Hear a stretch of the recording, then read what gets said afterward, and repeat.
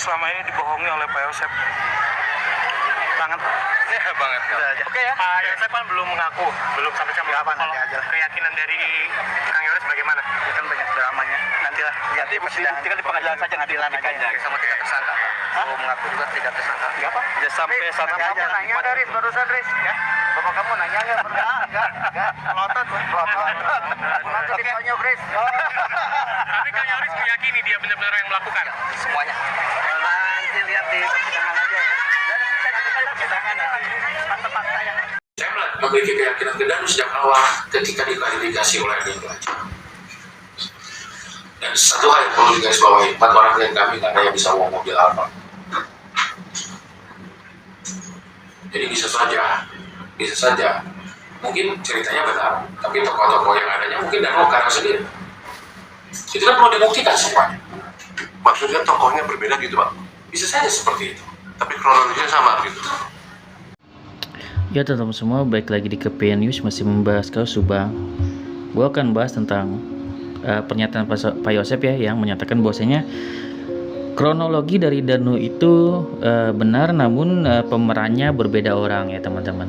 Pemerannya berbeda orang, artinya bukan Yosep dan yang lainnya gitu ya teman-teman, yang dituduhkan oleh Danu. Itu adalah pernyataan dari Pak Yosep dan lebih memang masuk akal daripada kita menyatakan bahwasannya Danu sebagai eksekutor tunggal. Pernyataan dari Pak Yosep ini lebih masuk akal dan masih bisa diterima oleh logika gitu teman-teman. Jadi menurut Pak Yosep ini misalkan pemerannya berbeda gitu kan. Tentunya kalau misalkan beliau bilang seperti itu, tentunya di persidangan nanti beliau harusnya sudah pasti menyebutkan nama, kira-kira siapa gitu kan pemerannya. Kalau misalkan bukan beliau kan kayak gitu. Siapakah orang yang berpotensi gitu. Dan di sini sudah jelas-jelas jika pembunuhan ini dilakukan oleh keluarga, tentunya Pak Yosep di sini akan menyatakan sebuah nama siapakah dari keluarganya yang memiliki kemungkinan untuk melakukan hal tersebut atau peran tersebut. Contohnya siapa? Jika kita menyebut nama misalkan adalah Yoris gitu ya. Yoris sebagai orang yang dekat dengan Danu gitu ya, sebagai orang yang dekat dengan Danu, kemungkinan juga akan disebut gitu karena seperti teman-teman ketahui Yoris ini ya Danu ini sangat nurut ya sama Yoris gitu, selain sama Pak Yosep gitu ya. Dia juga sangat nurut seperti teman-teman ketahui kalau dulu apa kata Danu apa kata Yoris kan kayak gitu. Jadi itulah yang bisa memungkinkan bahwasanya kemungkinan besarnya akan menyebut nama Yoris. Kenapa begitu Bang? Karena sudah dari sekarang ini aja Pak Yosep, Bu Mimin sudah menyerang Yoris gitu. Karena Yoris aja menyerang Pak Yosep, ayahnya sendiri gitu kan. Yang seharusnya ayahnya sendiri dilindungi oleh dia, tapi dia sendiri menyerang dari Pak Yosep itu sendiri. Kecurigaan dia mungkin dari awalnya kayak mengajak Pak Yosep gitu kan ya, tapi Pak Yosepnya nggak mau untuk mengungkap gitu kan ya, pasrah gitu kan ya. Apakah ungkapan dari Yoris ini bisa dipercaya atau enggak? Tentunya Pak Yosep ini yang mengetahui gitu kan ya, apakah nanti Pak Yosep akan mengungkapkan semuanya gitu ya. Ya tentunya nanti dia ungkapkan di persidangan nanti teman-teman. Namun keanehannya adalah apa? Keanehannya di sini tentunya kenapa Pak Yosep kalau misalkan tahu kebenarannya sekiranya siapa yang kira-kira dari keluarganya yang melakukan hal ini gitu ya, kenapa tidak bilang dari awal? Apa karena ingin melindungi atau karena memang ingin mendapatkan momen yang tepat di persidangan? Menurut gue tuh aneh ya teman-teman. Seharusnya jika Danu sudah mengungkapkan nama Pak Yosep, nama Bu Mimin, nama Arigi, nama Abi, dari Pak Yosep sendiri seharusnya sudah dari awal melakukan defense, sudah harusnya menuntut Danu kalau misalkan dia tidak bersalah, tapi kenyataannya dia hanya diam-diam saja dan menunggu persidangan, dan itu adalah keanehan. Yang kedua keanehannya dari Arigi dan Abi ya. Dari Arigi dan Abi, jika orang tuanya dituduh oleh Danu sebagai tersangka, harusnya dari awal kedua ini harusnya geram ya teman-teman, geram untuk ibarat kata marah besar oleh Danu tentunya gitu kan. Namun ekspresinya selama ini yang diwawancara tidak ada kemarahan kepada Danu gitu kan ya, yang diluapkan oleh Abi dan Arigi.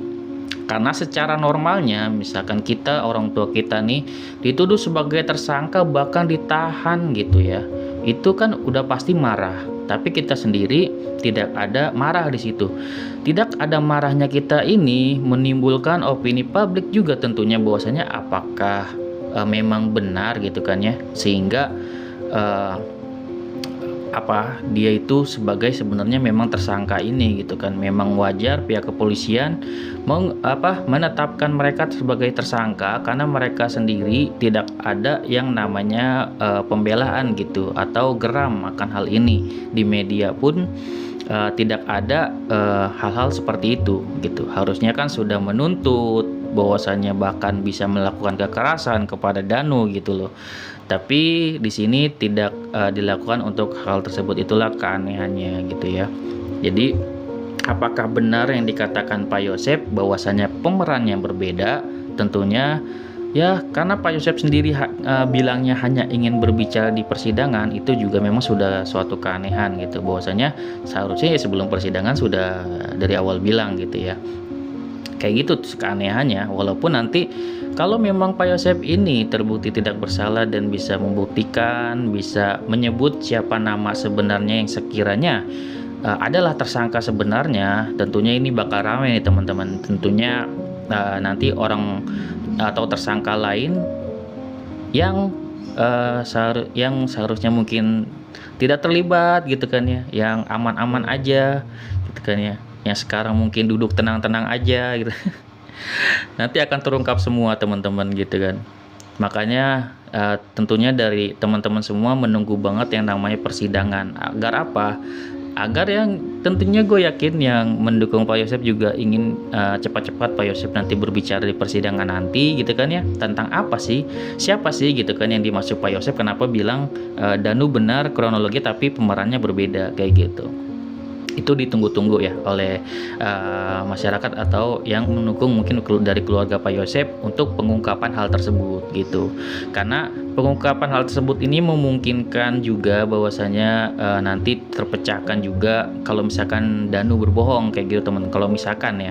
Namun kalau misalkan Pak Yosep tidak bisa membuktikan, tidak menyebut nama siapa sih orang yang kemungkinan adalah orang yang diduga kuat sebagai Pak Yosep itu orang yang melakukan hal tersebut bersama Danu dan bukan dia gitu ya.